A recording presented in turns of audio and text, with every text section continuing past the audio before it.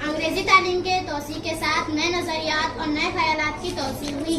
भारतीयों को मगरिबी ख्यालात और तहजीबी का इल्म हुआ, जिसकी वजह से भारतीय समाज में तहजीबी और मुआशी तहजीब जैसे तमाम शोबों की तब्दीलियां रोनुमा हुई। तो आइए हम समाजी और मजहबी बेदारी के सबक में मजहबी और समाजी इस्लाहात का दौर शुरू करते हैं।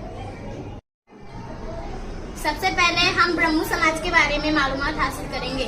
राजा राम मोहन राय ने 1828 ईस्वी में बंगाल में ब्रह्मो समाज की बुनियाद डाली। इन्होंने मुख्तलिफ मज़ाहिब और ज़बानों का मुतालिया किया। राजा राम मोहन राय ने रस्म सखी और बचपन की शादी की मुखालिफत की। बेवाओं की शादी, औरतों की तालीम की हिमायत की। इन्होंने कोलकाता में हिंदू कॉलेज की बुनियाद डाली। दूसरा हम पढ़ेंगे प्रार्थना समाज। दादोबा पांडुरंग तरखड़कर 1848 में मुंबई में ब्रह्मसी समाज की बुनियाद की।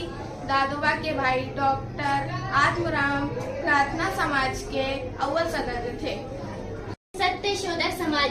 महात्मा ज्योतिराव फुले ने 1873 में सत्यशोधक समाज की बुनियाद रखी। बहुजन समाज की तालीम, औरतों की तालीम को बढ़ावा दिया।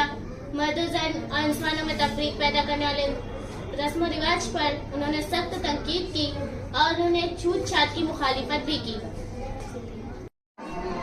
आज हम मालूमात हासिल करेंगे आर्य समाज के बारे में। स्वामी दयानंद सरस्वती ने 1875 ईस्वी में आर्य समाज की बुनियाद रखी। इन्होंने सत्यार्थ प्रकाश नामी किताब लिखी।